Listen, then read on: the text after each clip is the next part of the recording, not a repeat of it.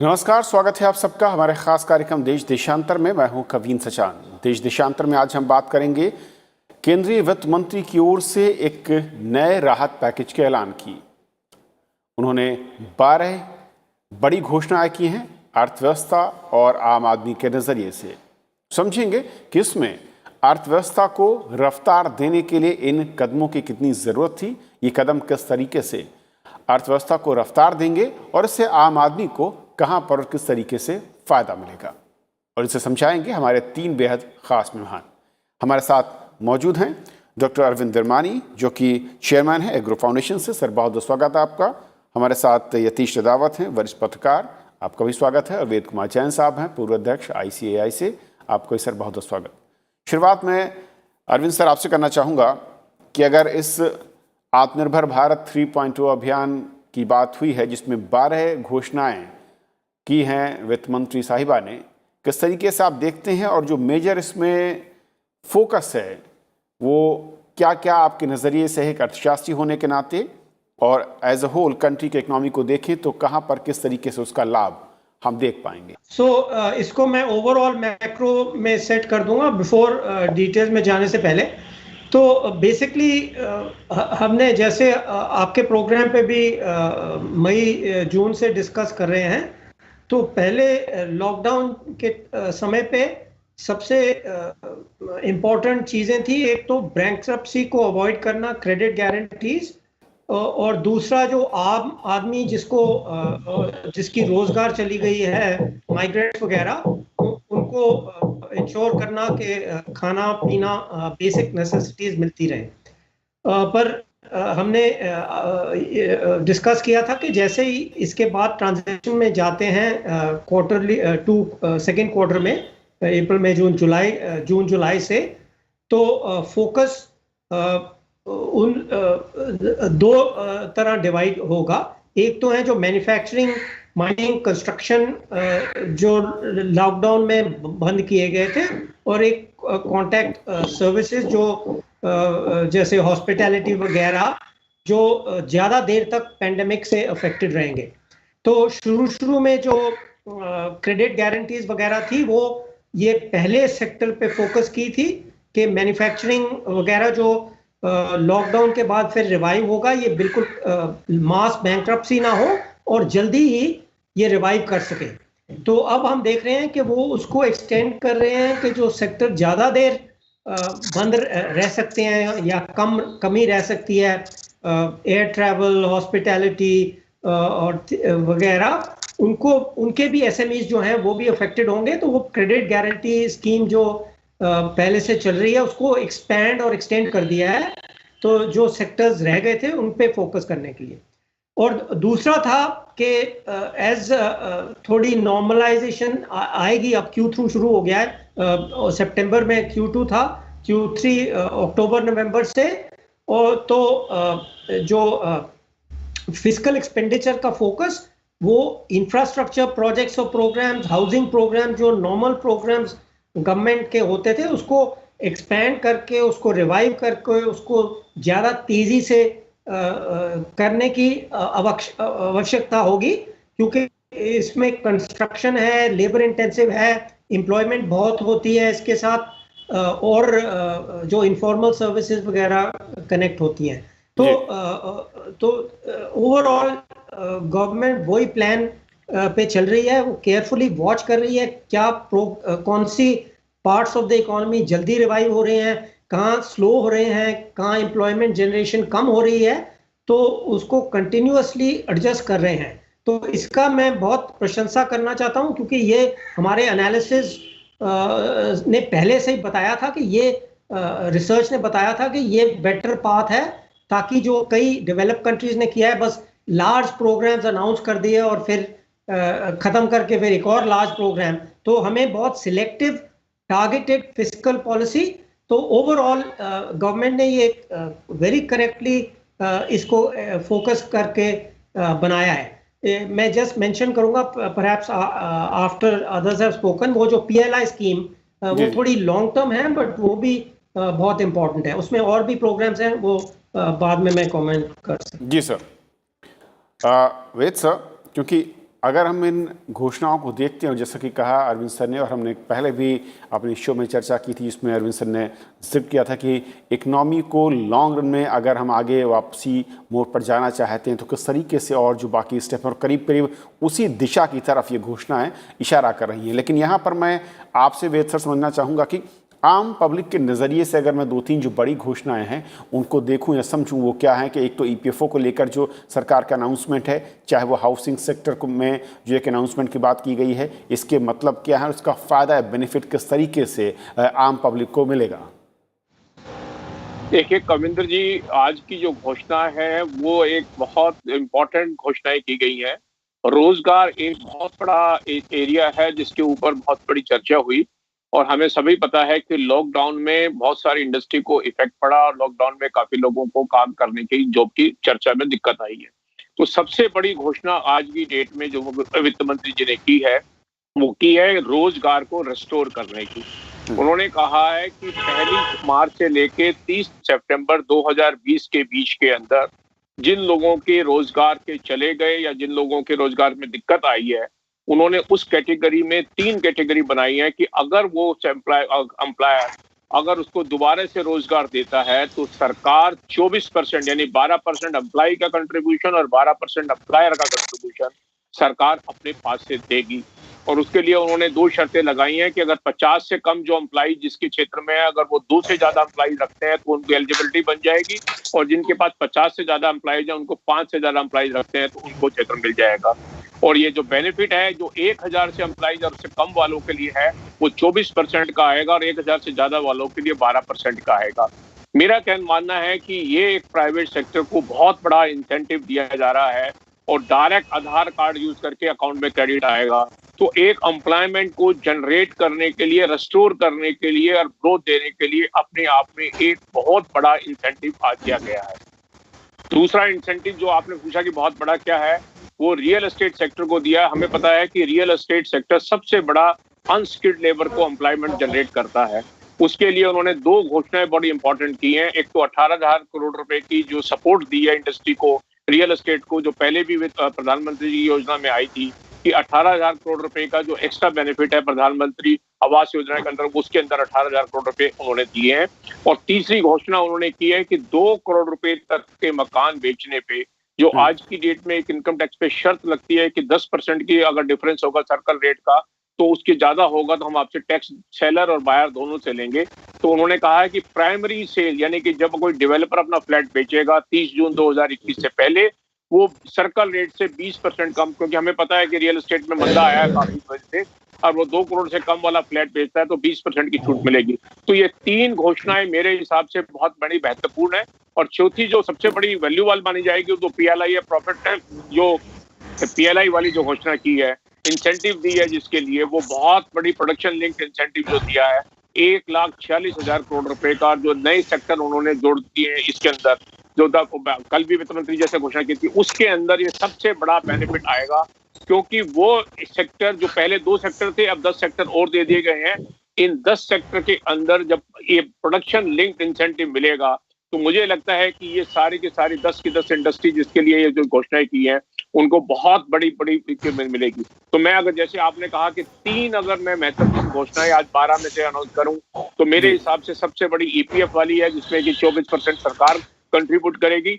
दूसरी real estate sector की है जो 18,000 करोड़ प्लस 2 करोड़ रुपए तक के फ्लैट की देगी। और तीसरा जो PLI वाली प्रोडक्शन लिंक इंसेंटिव है, ये अपने आप में इंडियन इकोनॉमी को बूस्ट करने के लिए जो कोरोना वायरस से पेंडेमिक से अफेक्टेड है, एक बहुत महत्वपूर्ण कदम होगा। मैं वर्मानी साहब की बात से भी एग्री करता हूं कि उन्होंने कहा कि सरकार ने सिंगल शॉट देने की बजाय इकोनॉमी को जब जब जरूरत पड़ी है उसे डायरेक्शन देने की जरूरत पड़ी है। अब नाउ Q3 में हमें लगा है कि इकोनॉमी रिवाइवल पाथ पे है, इसको एक बूस्टर देंगे तो इकोनॉमी की जो ग्रोथ है, जो रिवाइवल है, वो तेजी से आएगा, उसकी बूस्ट देने की कोशिश की। ओके यतीश जी, जिस तरीके से कोरोना काल में देख रहा हूँ उसमें ख़ास तौर पर दोनों ही जो टूल्स हैं, एक तरफ इकनॉमी को देखें वहाँ पर एक जो झटका लगा, दूसरी तरफ उसके चलते एम्प्लॉयमेंट, और जो घोषणाएं हुई हैं, जो 12 घोषणाओं का जिक्र हम जब कर रहे हैं, इन दोनों ही टूल्स को कितना बूस्ट करती हुई है, कितनी सपोर्टिव तरीके से आप देखते हैं, और इम्पैक्ट अगर उसको समझें तो क्या होंगे? देखिए कविंद जी, इसमें दो भाग है। पहला है कि जब भी कोई भारी शिप या मशीनरी जिसको आप इकोनॉमी समझे वो अचानक से रुक जाए, तो कैपिटल के पॉइंट ऑफ से देखें कि जो तरलता का जो मैकेनिज्म था उस पर सरकार ने मोरेटोरियम दिए थे और मोरेटोरियम के साथ उन्होंने इंटरेस्ट को कैप किया था। वो स्कीम को उन्होंने दोबारा से एक्सटेंड किया है मार्च 21, 2021 तक। अब जो मशीनरी जकड़ गई थी जिसमें लोगों की नौकरियां गई थी या उद्योग बंद हो गए थे, से 3,600 रुपए तक पर महीना उनके ईपीएफ में जो डालते थे, एम्प्लॉयर कंट्रीब्यूशन और एम्प्लॉय कंट्रीब्यूशन, वो हम डालेंगे, सरकार ये दे रही है। तो ये डायरेक्ट इंसेंटिव है दो तरह का। एक छोटी कंपनी को ईपीएफ में रजिस्टर होने का, दूसरा नए लोगों को हायर करने का और उनको ईपीएफ देने का। जैसे कि फॉर्मल एम्प्लॉयमेंट बढ़े, इनफॉर्मल एम्प्लॉयज जो एक मतलब 83% है आपकी टोटल इकोनॉमी का, उसके लिए एक अनाउंसमेंट और एक तरह से आपने कहा है कि आत्मनिर्भर भारत 1.0 का जो वित्त मंत्री ने जिक्र किया वो है स्वर्ण निधि स्कीम। देखिए, हम फॉर्मल एम्प्लॉयमेंट की बात करते हैं, इंडस्ट्री की बात करते हैं, लेकिन इनफॉर्मल एम्प्लॉयमेंट में सबसे बड़ा एक जो तबका है, करीब 30 मिलियन 40 मिलियन लोग जिसमें एम्प्लॉयड हैं और ज्यादातर माइग्रेंट वर्कर्स एम्प्लॉयड हैं, वो है स्ट्रीट वेंडर्स का। और दूसरा, आप कोशिश कर रहे हैं कि जो माइग्रेंट लेबर है उसका जो छोटा कारोबारी है, और सबसे छोटा कारोबारी कौन है? स्ट्रीट वेंडर है, जो अपना ठेला लेके एक बिजनेस करता है। यदि जो आपने पॉइंट कहा, मैं इस पर लौट रहा हूँ कि किस तरीके से इनफॉर्मल सेक्टर के एम्प्लॉयमेंट को फोकस करती हुई ये घोषणाएं, ये कदम लग रहे हैं। वर्मानी सर, दो बातें। एक तो जो प्रोडक्शन लिंक स्कीम की बात की गई है जिसमें 10 बहुत ही महत्वपूर्ण जो सेक्टर्स हैं, उसके ज़रिए मैन्युफैक्चरिंग प्लस ये कहा जा रहा है कि जो एम्प्लॉयमेंट है दोनों को एक साथ डील करने की कोशिश होगी। और ये इसके साथ साथ जो अनाउंसमेंट आज हुए हैं 12, इसमें भी कई सारी चीज़ें, ऐसा लगता है कि फोकस है कि कोविड काल में जिन लोगों की नौकरियां या रोज़गार में दिक्कत आई उनको किस तरीके से वापस धैर्य पर लाया जाए। ये कितना अहम और कितना चुनौतीपूर्ण है स्कीम्स के जरिए अगर हम ज़मीन पर उतारते हैं? तो देखिए, इम्पोर्टेंट ये है कि एक तो जो इमीडिएट प्रॉब्लम है या शॉर्ट टर्म कोविड रिलेटेड है, जो दोनों पार्टिसिपेंट जो मेरे से पहले बोले हैं उन्होंने बताया है क्वाइट करेक्टली, बिल्कुल सही बात है कि जो रोजगार, जिनके पास रोजगार थी बट वो डिसरप्ट हो गई है, तो एक तो वो सेट ऑफ चीज़ें हैं कि बहुत ज़रूरी है कि हम लाइवलीहुड जिसको कहते हैं वो मेंटेन हो, वो उनको इतनी दिक्कत ना हो कि वो स्टार्व करें। तो वो तो प्राइमरी ऑब्जेक्टिव गवर्नमेंट की रही है और रहेगी, क्योंकि थोड़े थोड़े पॉकेट्स रहेंगे, वो भी बहुत महत्वपूर्ण है। पर दूसरा है जो टू लुक फॉरवर्ड, तो दोनों तरफ गवर्नमेंट ध्यान दे रही है। ये तो that was my overall point कि government is carefully looking at के जो अब डिस्ट्रेस एरिया हैं, plus looking forward to make sure कि इकोनॉमिक ग्रोथ रिवाइवल चलता रहेगा, और जैसे ही पोस्ट कोविड सिचुएशन आती है तो रिवाइव होगी। तो ये सेकेंड एरिया में आता है पीएलआई। पहले इस पे बोल दूं, या जो आई थिंक कोविड की बात हुई है तो जो R&D, मेरे को थोड़ा सा I was surprise but that is very good कि कई लोगों ने कहा था कि सारी ये जो चीज़ें इन्वेंट हो रही हैं, वैक्सीन वगैरह, ये बाहर से हमें इंफॉर्मेशन आ रहा है, कोई कह रहा है कोई यूएस से, कोई यूरोप से, रशिया, चाइना। तो इसका महत्वपूर्ण था कि हम भी जो कुछ कर सकते हैं अपनी रिसर्च से वो भी किया जाए। तो I think that was a very important signal. तो पर for the future PLI scheme is very important, क्योंकि आपको याद होगा कि पहले था एक मेक इन इंडिया का स्लोगन था और उसको चेंज करके अब आत्मनिर्भर कर दिया है। और ये कई इंटरनेशनली लोगों को अभी भी पूरा समझ नहीं आया है, क्योंकि इंप्रेशन पहले था कि make in India internally oriented था, प्रोटेक्शनिस्ट था। तो इस कॉन्टेक्स्ट में ये बहुत इम्पोर्टेंट है कि ये आत्मनिर्भर, मैं भी कई लोगों को एक्सप्लेन किया है कि ये नई टाइप की चीज़ है कि एनी प्रोटेक्शन जो मिलेगी वो लिमिटेड टाइम लिमिट होगी और कनेक्टेड होगी पीएलआई स्कीम से। सो पीएलआई स्कीम है, स्केल बनाना पड़ेगा, आपको कंपेटिटिव बनना पड़ेगा। तो जो हमने सीखा है इंडियन एक्सपीरियंस से, इंटरनेशनल एक्सपीरियंस से, ये है कि शॉर्ट टर्म टेम्पररी सब्सिडीज जो कॉम्पिटिटिवनेस को बढ़ाती हैं वो अच्छी होती हैं, और जो ज़्यादा प्रोटेक्शन चलता रहता है वो खराब होता है, क्योंकि एक प्रोटेक्शन पे दूसरा प्रोटेक्शन फिर डालना पड़ता है। तो ये पीएलआई स्कीम बहुत महत्वपूर्ण है, क्योंकि हम इससे बाहर के लोगों को समझा सकते हैं कि हम एक नई अडॉप्ट कर रहे हैं कि गवर्नमेंट चाहती है कि थोड़ा सा प्रोटेक्शन दे के, थोड़ा सा सब्सिडी पीएलआई दे के, कैपिटल इन्वेस्ट करके स्केल बनाएं और कंपेटिटिव बनने। उसके बाद कंपेटिटिव बन जाओगे आप 3 साल में, 4 साल, 5 साल मैक्सिमम, तो फिर ये विड्रॉ हो जाएगा। एक टाइम सब्सिडी है, शॉर्ट टर्म टैरिफ्स है। तो ये बाहर के लोगों को समझाने का ये बहुत इंपॉर्टेंट चीज है, और सप्लाई चेन ट्रैक करने का एटसेट्रा, ये बहुत काफी महत्व है। ऑफ कोर्स अभी फोकस हमारा रोजगार पर है, but I think in the long term growth context ये सबसे ज्यादा इंपॉर्टेंट है। यतीश, क्योंकि एम्प्लॉयमेंट एक ऐसा चैलेंज रहा है किसी भी सरकार के लिए जो बहुत ही ज़्यादा पेचीदा होता है, ख़ासतौर पर लोकतंत्र में, किसी भी लोकतांत्रिक देश में। और जब वहाँ पर कोविड का जो काल देखते हैं, उसने उन स्थितियों को काफ़ी ज़्यादा मैं कहूँ कि झटका दिया और स्थितियों को काफ़ी ज़्यादा बिगाड़ा। ऐसे में जो अब तक के अनाउंसमेंट हैं, रिकवरी मोड के बाद जो फोकस शिफ्ट करना, एम्प्लॉयमेंट को रीजनरेट करने की तरफ, ये कदम कितने मजबूत नज़र आ रहे हैं और किस तरीके से ये अट्रैक्ट कर रहे हैं, अगर बेनिफिशियरी या जो मैं कहूँ कि इंसेंटिव सरकार की ओर से अनाउंस हो रहे हैं इंडस्ट्री के लिए? देखिए, ये आत्मनिर्भर भारत 3.0 में पहली बार इसको डायरेक्टली एड्रेस किया गया है कि एम्प्लॉयमेंट लॉस हुआ है और उसको दोबारा से रीजनरेट करना है। इसलिए जो इंसेंटिव अब दिए जा रहे हैं, खासतौर से जो पीपीएफ का इंसेंटिव है, जिसमें सरकार ये कह रही है कि अगर आप नई नियुक्ति करेंगे तो सरकार आपको पैसे देगी, यानी कि उसकी 24% तनख्वाह करीब वो सरकार दे रही है, एक तरीके से आप समझ लीजिए। और आप ये देखिए, जो 15,000 का जो व्यक्ति है वो ज्यादातर व्हाइट कॉलर वर्कर है, यानी कि वो किसी फैक्ट्री में शॉप फ्लोर पे काम कर रहा है, और उसको सबसे ज्यादा जरूरत है, क्योंकि सबसे पहले जो मार पड़ी थी, आपको याद होगा कोविड में, वो फैक्ट्रीज पे पड़ी थी। और फैक्ट्रीज में भी जो स्मॉल स्केल वेंडर्स थे, एमएसएमई थी, जिनके जो लेबर होते हैं उनको 8,000 से 15,000 रुपए के बीच में तनख्वाह मिलती है, उन पे पड़ी थी।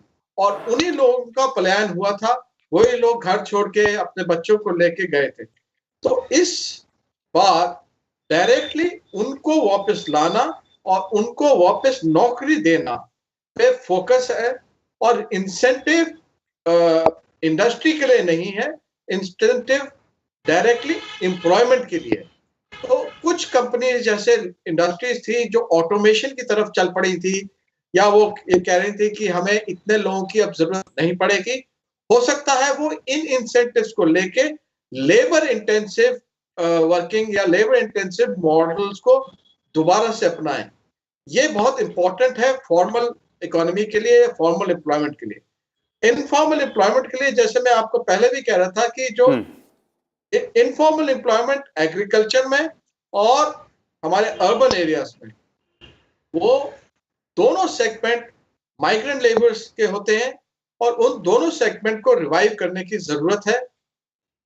और जो कुछ लिक्विडिटी के जो कदम उठाए गए हैं, खासतौर से क्रेडिट के, एग्रीकल्चर क्रेडिट के लिए, जिसमें किसान क्रेडिट कार्ड की जो तादाद बढ़ी है, एक बड़ा अच्छा कदम है जो डायरेक्टली मिडिल क्लास के लिए एक रिलीफ है, और उसको आप और हमको भी फायदा हुआ है। तो मेरे हिसाब से ये सरकार इस तरीके से काम कर रही है कि आपको इकोनॉमी में कई पहिए होते हैं, और हर पहिए को आपको तरलता देनी है, और आपको इंडस्ट्री को बेनिफिट भी देना है, इंसेंटिव भी देना है, लेकिन एम्प्लॉयमेंट बेस्ड बेनिफिट और इंसेंटिव्स भी देने हैं।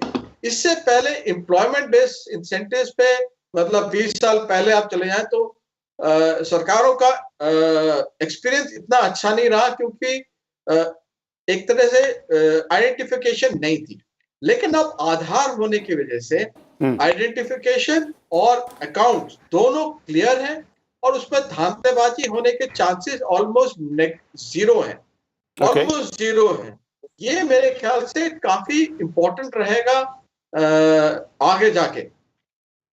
वेद जी, क्योंकि जो यतीश कह रहे हैं मैं इसको थोड़ा सा और अगर बड़ी तस्वीर में समझूं कि क्या डीबीटी के सफल प्रयोग के बाद जो उसके लाभ हमने देखे सरकार की ओर से जो जब इसे लागू किया गया, कुछ उसी तरीके से एम्प्लॉयमेंट को लेकर सरकार इस पूरे के पूरे इस सेक्टर में एक्सपेरिमेंट करती हुई नज़र आ रही है कि सीधे बेनिफिट आपको एम्प्लॉयर को मिलेगा और जो एम्प्लॉय है उसको मिलेगा, और इसका लाभ किस तरीके से जब इस तरह के इंसेंटिव किसी भी गवर्नमेंट की ओर से पॉलिसी के साथ जोड़े जाते हैं उसका लाभ कितना ज़्यादा मैं कहूँ कि हो सकता है एम्प्लॉयर या एम्प्लॉय दोनों के नज़रिए से।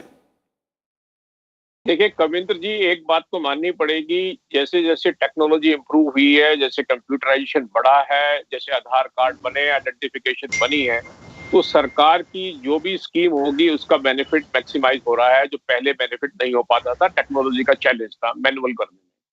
तो आज की डेट में आधार होने के बाद और कंप्यूटराइजेशन होने के बाद जो सरकार का जो फोकस है एम्प्लॉयमेंट जनरेट करने का, ये तो मान के चलेंगे कि जो ईपीएफ की स्कीम का 24% के पैसे का इसका 100% प्रॉपर यूटिलाइजेशन आएगा और ये एम्प्लॉयमेंट जनरेट करने में एक बहुत बड़ी मदद करेगा। तो ये तो इसमें कोई दो राय नहीं है इसके बारे में। और आज की डेट में जो सरकार का जो फोकस है वित्त मंत्री जी का, अगर आप देखेंगे तो आज 12 घोषणाएं में से मैं अगर 3 घोषणाएं इंपॉर्टेंट समझता हूँ सबसे ज्यादा, जैसे मैंने कहा था, एक तो ये ईपीएफ वाली है जो एम्प्लॉयमेंट जनरेट करने के लिए की गई। एक जो बिरमानी साहब कह रहे थे प्रोडक्शन लिंक्ड इंसेंटिव की, उसमें आप देखेंगे 1,45,000 करोड़ रुपए की गई है और 40% ऑटोमोबाइल और ऑटो कंपोनेंट पे जा रहा है, जो अपने आप में एक बहुत बड़ा एरिया है मेरे हिसाब से मानने का है कि जिसके लिए वर्किंग की गई है। लेकिन तीसरी घोषणा भी बहुत इंपॉर्टेंट है जो समझने वाली है। सरकार ने कहा है कि सरकार 6,000 करोड़ रुपए इंफ्रास्ट्रक्चर इन्वेस्टमेंट फंड को देगी, जो डेट क्रिएट करेगी 1,10,000 करोड़ का, और इंफ्रास्ट्रक्चर में एम्प्लॉयमेंट जनरेट करने में बहुत बड़ा महत्वपूर्ण योग आएगा। ये भी अपने आप में बहुत घोषणा है। और सरकार ने जब आज घोषणा की है वित्त मंत्री जी ने, तो फार्मर्स को भी नहीं छोड़ा है, उनको भी 65,000 करोड़ रुपए की फर्टिलाइजर सब्सिडी दी है, जो लगभग 14 करोड़ फार्मर को बेनिफिट देके जाएगी इसके बारे में। तो जो ये घोषणा है आज की डेट में, ये मान के चलना पड़ेगा कि भाई जो पेंडेमिक से, जो कोरोना वायरस से इकोनॉमी के अंदर सेटबैक आया है, उस सेटबैक को कैसे टैकल किया जाए वही एक चैलेंज बनाया गया है। तो आज जो फोकस है एम्प्लॉयमेंट जनरेट करने का और उस इंडस्ट्री को उत्साह देने का, कि प्रोत्साहित करने का कि जो इंडस्ट्री एम्प्लॉयमेंट को जनरेट कर सकती है। तो उन्होंने आज 10 इंडस्ट्री आइडेंटिफाई करी जहां प्रोडक्शन लेके इंसेंटिव दिया कि 5 साल के लिए इंसेंटिव मिलेगा, तो ये लॉन्ग टर्म की प्लानिंग उन्होंने बना दी। तीसरा उन्होंने, जैसे मैंने कहा, रियल एस्टेट को बेनिफिट दे दिया। चौथा, आपने इंफ्रास्ट्रक्चर फंड के लिए जो इक्विटी इन्वेस्टमेंट करने की कमिटमेंट कर दी है, और जो 1,10,000 करोड़ रुपए उससे उसके अंदर क्रिएट हो सकेंगे, वो अपने आप में एम्प्लॉयमेंट जनरेट करेगा। और चौथा, जो हमारा एग्रीकल्चर सेक्टर, जहाँ पे लगभग भारतवर्ष के लगभग 60% से ज्यादा लोग एम्प्लॉयड होते हैं, वहां पर फर्टिलाइजर से 65,000 करोड़ की देके और किसानों को जो फायदा देने की बात की है। तो ओवरऑल आइडिया है कि टू एम्प्लॉय पीपल गेनफुली, तो जहां जहां एम्प्लॉयमेंट जनरेट हो सकती है, क्योंकि एग्रीकल्चर में भी एम्प्लॉयमेंट जनरेट होती है, क्योंकि एग्रीकल्चर सेक्टर की अगर बूस्ट आती है तो किसान को भी वहां पे एम्प्लॉयमेंट जनरेट होती है। तो सारा फोकस आज की डेट में एम्प्लॉयमेंट जनरेट करने की कोशिश की गई है। अरविंद सर, एक आखिरी सवाल, क्योंकि दुनिया में हमने देखा कि इस कोविड काल में, इससे पहले भी जब कई पुराने हमने जो शो किए उसमें हमने चर्चा की थी, कई देशों ने एक साथ स्टिमुलस दिया सभी सेक्टरों को, वो बहुत ज़्यादा प्रोडक्टिव नज़र नहीं आया। और जिसका आपने इससे पहले भी एक बार कहा था शो में कि जो भी सेक्टर रिकवरी करते हुए नज़र आए और जिनमें पोटेंशियल हो और वो इकनॉमी और एम्प्लॉयमेंट यानी कि आम पब्लिक को एक साथ जोड़ते हों, उसकी तरफ मूव ज़्यादा बेहतर नतीजे दे सकता है। किस तरीके से आप देखते हैं सरकार के इस मूव को, स्टेप बाय स्टेप और सेक्टर बाय सेक्टर? तो हाँ, ये बहुत महत्वपूर्ण है। जो मैंने कहा कि फिस्कल टारगेटिंग हम शुरू से कह रहे थे और गवर्नमेंट ने क्लियरली ये पॉलिसी अडॉप्ट की है। तो मैं एक दो उदाहरण आपको देता हूँ। एक तो हमें डेटा से पता है कि अनएम्प्लॉयमेंट रेट जो है पिछले 2 महीने साल से पहले जो नंबर था उससे बेहतर हो गया है, that is less unemployment than before. Yet government ने एम्प्लॉयमेंट पे क्यों फोकस किया है? क्योंकि हमें डेटा से ये भी पता लगता है कि जो लेबर फोर्स पार्टिसिपेशन रेट है वो 2% कम है। अनएम्प्लॉयमेंट रेट ठीक हो गया है और पार्टिसिपेशन कम हो गई है। इसका मतलब है लेस पीपल आर एम्प्लॉयड। तो ईपीएफओ स्कीम ये बड़ी डायरेक्टेड स्कीम है। इन टाइप के लोग जो पार्टिसिपेट नहीं कर रहे, और डेटा से हमें ये आइडिया कुछ हो जाता है कि कौन नहीं पार्टिसिपेट कर रहा, तो ये डायरेक्टेड है। So targeted, looking at the data as development come, एक ये है उदाहरण। दूसरा है जो इनफॉर्मल, जैसे पॉलिटिक्स में नहीं जाना चाहता, पर जो बिहार इलेक्शन हुई थी उससे पता लगा, इंडिकेशन हुई है कि कई माइग्रेंट्स अभी भी शायद वापस नहीं गए हैं। तो आप देखेंगे हाउसिंग का जो नया है वो अर्बन हाउसिंग की तरफ किया है, कि जो माइग्रेंट्स अभी तक किसी कारण उनके जॉब्स एक्टिवेट नहीं हुए हैं, अर्बन एरियाज में वापस नहीं गए हैं, तो वो ये कंस्ट्रक्शन इंडस्ट्री में जाके मिल सकते हैं, जुड़ सकते हैं। सो टारगेटिंग का यही मतलब है, आप डेटा देखिए क्या प्रोग्रेस हो रही है, कहाँ नहीं हो रही है, और जो एक्सपेंडिचर है उसको फोकस करिए।